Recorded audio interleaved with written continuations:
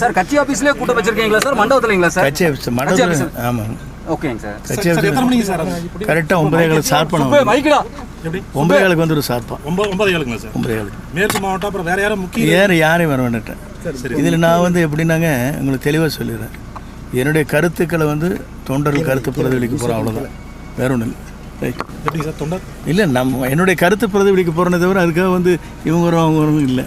அங்கே பேசிக்கலாம். இன்னைக்கு வேற யாராவது சந்திக்கிறீங்களா சார்? இன்னைக்கு யாரும் இந்த கல்யாணத்துக்கு போயிட்டு இருக்கு பாருங்க. சரி சார். இபிஎஸ் தரப்புல எனக்கு இல்லை 32 கல்யாணம் இருக்கு. சரி சார். அந்த பணிகளை நாங்கள் ஆற்ற போகிறோம், அவ்வளோ சார். இந்த 5ஆம் தேதி சந்திக்கிறேன்னு சொல்லியிருக்கீங்க, அவ்வளோ சந்தி இபிஎஸ் சார் தரப்புல இருந்து இல்லை 5ஆம் தேதி சந்திக்கிறேங்க, அப்புறம் அதுக்கப்புறம் சொல்கிறேன்.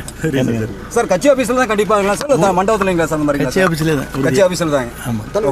மூத்த நிர்வாகி சார் ஒரு 10,000 பேர் தான் திரட்டுறதா சொல்லியிருக்காங்களா சார்? அந்த மாதிரி எப்படி இல்லை, நான் வந்து பேசுகிறேன்னு மட்டும் தான் சொல்லியிருக்கேன் தவிர எவ்வளோ பேர் வருவாங்கங்கிறது எனக்கு தெரியாது.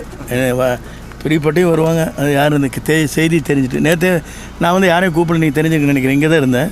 யாரையும் வான்னு கூட சொல்ல, இல்லை வந்தாங்க, ஒரு 500 பேர் வந்தாங்க. அது வந்து அவங்களா பாண்டினிஸாக வருது. நாம் ஒன்றும் ஒருத்தரையும் கூப்பிட்டு அழைச்சிக்கலைங்க.